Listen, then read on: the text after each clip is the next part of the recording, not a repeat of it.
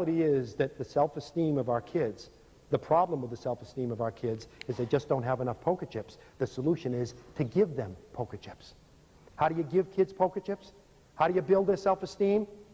One is you find, if you're a parent or you're a teacher, you find the island, what Bob Brooks calls the island of competence. You find the one thing that that child can do well and you make a big deal out of that. You celebrate that. You make that very important. If you're a mom and the only thing your child knows how to do is use a Phillips head screwdriver, every Thursday before he gets off the bus, you loosen every bloody screw in the house. And when he gets off the bus, you give him the screwdriver and you say, "Go to it, pal, because nobody does it like you." You got to be a talent scout. You got to find things he does well. You got to find, because every time you praise a child, every time you say, "That was a good job," you're giving him poker chips. Parenting is pretty simple. Being a teacher is pretty simple. It all comes down to this. Your job is to make sure that every child you deal with has more poker chips when he goes to bed that night than he or she had when they got up in the morning. That's it. It's that simple. And how do you make sure they have poker chips? You give as many poker chips as possible. Secondly, you take away only as many poker chips as necessary. Please listen to me, dads, because we dads are real good at this. Let's say that Chris is my son. And Chris is sitting in class, sitting at the dinner table. Want to cup your hands like that for me, Chris? Chris is sitting at the dinner table, and he's got that many poker chips. He's got that many chips. And we're sitting at the dinner table, and Chris spills his milk. And I say, "You know, Chris, sometimes you make me sick.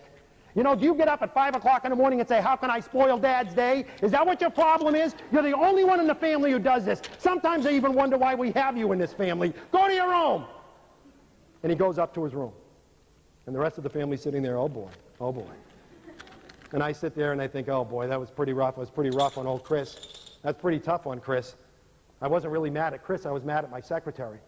So I should go apologize to him. So I go up and I sit in the edge of Chris's bed and I stroke his hair and I say, "Gee, Chris, I'm sorry, pal. I shouldn't have yelled at you that way. I shouldn't have yelled at you that way.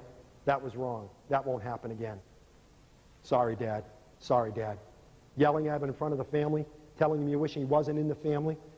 Asking him if he plans how to spoil your day, telling him you're basically sick of seeing him when you come home from work. You took away 50, 60,000 poker chips from him. Sit in the edge of his bed, stroke his hair, tell him you love him. 5,000 poker chips at the most. You're still 55,000 poker chips behind the 8 ball. You can't do that with our kids. You can't take away those massive number of poker chips without realizing that you're making your job as a parent much tougher. And lastly, you got to give as many as you can. Take away only what's necessary. And lastly, you've got to be willing to go to the mat with people who take poker chips away from your child and not give any back. Teachers take away chips. Bus drivers take away chips. Principals take away chips. But most of us also give chips back. And if you take poker chips away from a kid, but then give some back, that's okay. There's a lot of people in your child's life who play that role.